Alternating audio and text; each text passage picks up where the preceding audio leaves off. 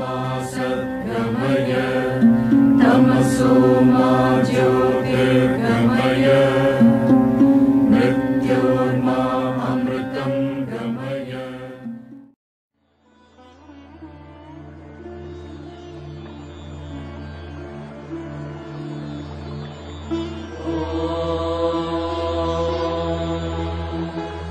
प्रातरज्ञम् प्रातरिन्द्रम् हवामहे प्रातर्मित्रावरुणा प्रातरश्विना प्रातर्भगम् पोषणम् ब्रह्मणस्पतिम् प्रातः सोमावतरुद्रम् होवेम प्रातर्जितम् भगावग्रम् होवेम वयम् पुत्रमुदितेर्यो वेधत्ता आध्वश्चिद्यम् मन्यमानस्तुरश्चिद्राजाजिद्यम् भगम् भक्षेत्याः भगप्रणेतर्भगसत्याराधो भगे माम् धियमुदवादतन्नः। जैसा कि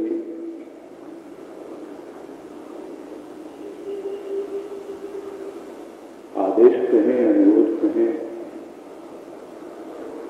हुआ है कि भाव निर्णय के जो अंतिम सर्ग है इसका ज्ञान, उसकी वाणी क्रमवार से शुरू की जाए और उसी क्रम का आज हम शुभारंभ कर रहे हैं। ज्ञान सर्ग की पहली वाणी लेते हैं, जिसमें कह रहे हैं बुद्ध, सृष्टि सजी किंतु शांति न दी। न सृष्टि ने न जीव ने। रस्ता मुस्कुराता रहा। और भाव लेते वाणी का,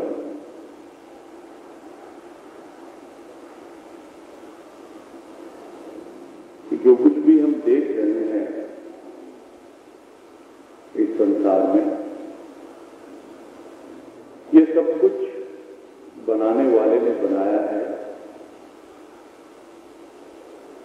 ये उसी की कृति है, जिसे हम प्रकृति कहते हैं या फिर सृष्टि कहते हैं।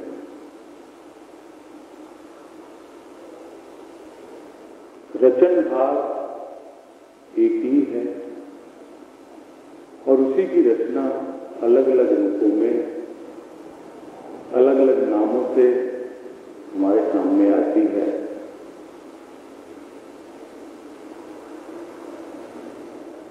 समझना क्या है कि जब हम नजर दौड़ाते हैं इधर उधर, जहां कहीं भी हम देखते हैं ये प्रकृति इतनी सुंदर दिखाई देती है, इतनी निर्मल और स्वच्छ दिखाई देती है, जैसे किसी ने अपने हाथों से इसे सजाया हो। तारों की कतार जैसे फूलों में मुस्कुरा रही हो, नदियों का कलकल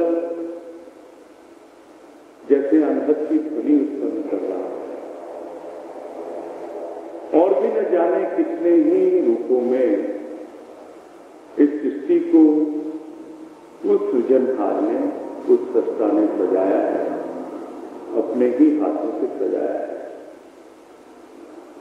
जिस प्रकार सृष्टि को सजाया है, प्रकृति को सजाया है, उसी प्रकार जीव को भी सजाया है। सुंदर सुंदर भावों से, अपने प्रेम से और अपनी ही कृपा के द्वारा उस सृजनहार ने, उस परमात्मा ने कितने ही रूपों में, नए नए भावों से, नए नए परिधानों से सुसज्जित किया है इस जीव को। इतना कुछ होने के बावजूद भी हम देखते हैं पूरी सृष्टि में खलबली सी मची हुई है। होके बैठ ही नहीं पाता कोई चीज, हमेशा कुछ न कुछ परिवर्तन की चाह लेकर जिसे वो उन्नति का नाम देता है उसी में लगा रहता है।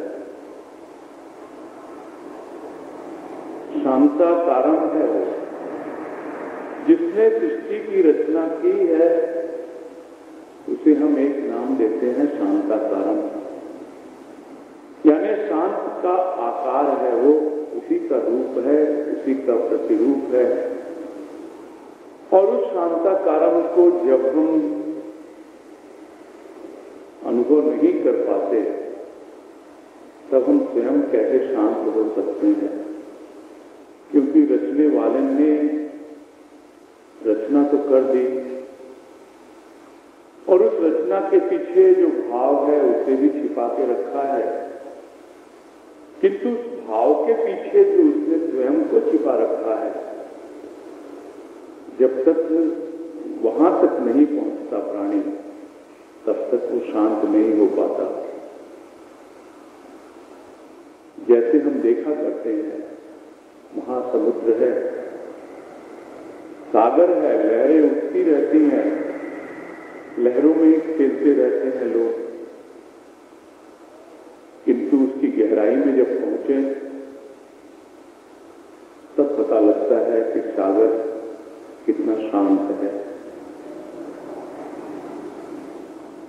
उसी प्रकार जब हम ऊपरी भाव में खेलते रहते हैं, थोड़ा सा कुछ मिला, हमने समझ लिया कि हमें बहुत कुछ मिल गया, अभी कीमत ही नहीं है हमारे पास भाव की, भाव की गहराई की हमें अनुभूति ही नहीं है। उन भावों में भी एक उत्तेजना है, उन भाव में भी एक उफान है, और वो उत्तेजना और उफान हमें शांत नहीं होने देता।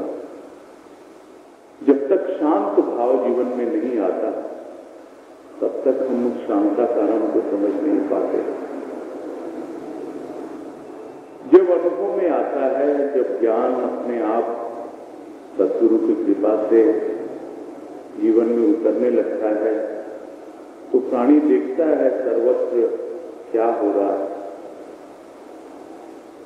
सब कुछ परमात्मा ने ही बनाया है और परमात्मा ही सब में व्यापक है, किंतु प्रकट नहीं हो रहा है। जिस दिन वो प्रकट हो जाएगा, अपने आप ही जीव में भी शांति आ जाती है और उसकी जो बाहरी प्रकृति, भीतरी प्रकृति, सब कुछ अपने आप जैसे थम सी जाती है। गंगा जब निकलती है गोमुख से, कितनी उताल तरंगे होती हैं उसमें, कितना उछाल होता है उस पर, किंतु जब वो समतल भूमि पर आती है तो अपने आप ही शांत होकर बहने लगती है। उसी प्रकार जब तक हम सम के भाव में नहीं आते हैं, समता में नहीं आते हैं, तब तक न तो हमें सृष्टि और न ही जीव। सृष्टि क्या है? एक व्यापक भाव है। जीव क्या है? जीव के अंदर एक क्षुद्र भाव है। यानी हम किसी भी अवस्था में रहें, चाहे हम क्षुद्रता में हो, चाहे हम व्यापकता में हो, हम उस शांति का अनुभव कर सकते हैं यदि वास्तव में हम उस शांताकारम को समझ पाएं, उस सत्ता को समझ पाएं जिसकी ओर जब हम निहारते हैं, थोड़ी सी भी शांति का हमारे अंदर अनुभव आता है तो हम देखते हैं कि वो मुस्कुरा रहा है। मुस्कुरा इसलिए रहा है कि उसे कुछ भी अंतर नहीं पड़ता, उसे कुछ भी फर्क नहीं पड़ता। वो तो लगता है उसे ये सब खेल रहे हैं, मैंने खेलने के लिए ही तो ये सृष्टि की रचना की है। जैसे खेल खेल में बच्चे आपस में झगड़ पड़ते हैं, एक दूसरे को मार बैठते हैं, किंतु का पिता, वो तो शांत होकर मुस्कुराता रहता है। पता है आज झगड़ रहे हैं, कल आपस में मेल मिलाप भी हो जाएगा, कल क्या दूसरे ही क्षण हो जाता है। पूरी सृष्टि में यही तो चल रहा है। जो सत्ता है उनसे कुछ भी फर्क नहीं पड़ता, हम चाहे लड़ें चाहे प्रेम से रहें। वो तो चाहता है कि जो मेरा रूप है शांताकारम, उस रूप को ये समझ पाए, जान पाए,